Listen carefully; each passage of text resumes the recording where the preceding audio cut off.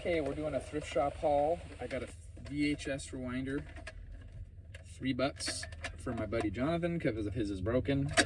But mostly this video is for my buddy Nathan, who's recently gotten into collecting records.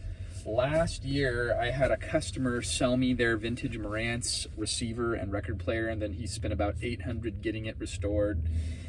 And I am doing this more of an expose for him, so you can buy records cheaply. I spent $8 buying all these records. They were $1 a piece at my local thrift shop here in Modesto. And with the power of the internet, I kind of sample title tracks for albums for artists that I don't know to see if they sound good enough to spend $1 for. And all of these I would say are very good plus. Maureen McGovern, Nice to Be Around, 1973 album. Very clean. I had never heard of her, but she's a good looking lady. She'd be in her 80s now probably, or 70s. Don't know anything about her, but I looked up this Nice to Be Around title track, and she has a very distinct female vocalist sound of the 70s, which I like. And there was a lot of musical instrumentation from the Cleveland Orchestra, strings and horn section. So I'll give that a whirl for $1. This is a concept album from 1960, Perry Como. I believe this is a 1960 pressing. For the young at heart. And basically he put an album together where every song on the album has young in the title. So that's interesting. Country western singer. This is her third studio album. Donna Fargo. And this is a gatefold. It was clean, so I'll give it a whirl for $1. Did not listen to the title track, but I knew who Donna Fargo was because my dad had a bunch of her stuff growing up. This is a black vocalist.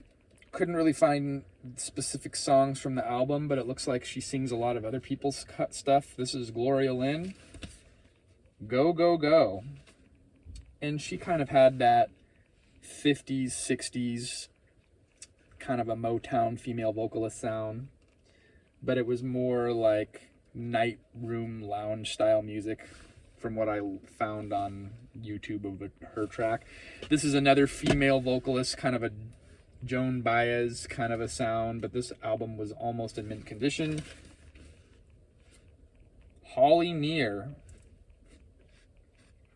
It's a live album on Redwood Records, 1974. I found this album on YouTube, and her vocals are kind of like that similar sound to the first female vocalist album that I showed you. So I picked that up. 3 Trini Lopez records, all on the Reprise label, and they're all in very good plus condition. On the Move, I always see this album, but never a copy this clean. Does this one have the inner sleeve? It does. So I have one other Trini Lopez album, so now I'm adding those to the collection. Trini Lopez Live at PJ's. This guy, he passed away recently. Trini Lopez live at Basin Street East. They did a documentary on him. If you Google it, Google Trini Lopez documentary. So that's kind of what sparked the interest of me picking up his records, because Allison Martino, LA area nostalgic content creator, daughter of Al Martino, she talked about this guy. And because of her, now I'm buying his records. So again, $8 for hours of listening pleasure. It is affordable to collect records. You're not going to find Led Zeppelin or the Beatles at the thrift shop anymore, but, you know, stuff like that, it's worth it to fill the shelf and expand your collection. Until next time, we'll see you then.